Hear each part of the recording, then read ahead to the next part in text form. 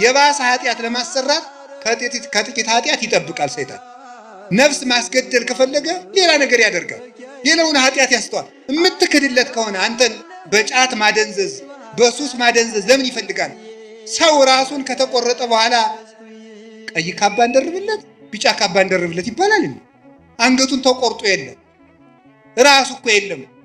ራሱ እኮ ክርስቶስ ነው። ክርስቶስን አጥቶ ሰው ሱስ ባይኖርበት፣ ባይሰክር፣ ንግግሩ ጥሩ ቢሆን፣ ባይሰርቅ፣ ክርስቶስን ከካደ በኋላ ምግባር ምን ይሰራለታል?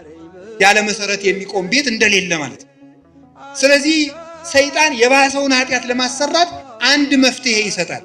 የማይረባ መፍትሄ ቆይቶ ግን ይይዘዋል።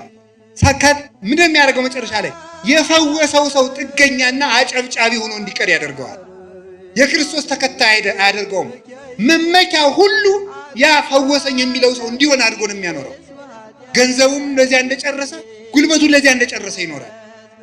ስለዚህ የእግዚአብሔር ቤተሰቦች የማን መታወቂያ? እኛ የምንታወቀው ድውይ በመፈወሳችን የክርስቶስ መሆናችን አይታወቅም። ጋኔን ያደረባቸው ድውይ ይፈውሳሉ። ጋኔን ያደረባቸው ጋኔን ያወጣሉ። ታዲያ ምንድነው መታወቂያችን? ፍቅር። ስለዚህ ሊቃውንት ምን አሉ? ፍቅር ሙት ከማንሳት ይበልጣል። እስኪ በሉ ሁላችሁም በሉ እንጂ ፍቅር ሙት ከማንሳት ይበልጣል። ፍቅር ያለው ሰው የጸና ሃይማኖት ካለው ሰውም ይበልጣል።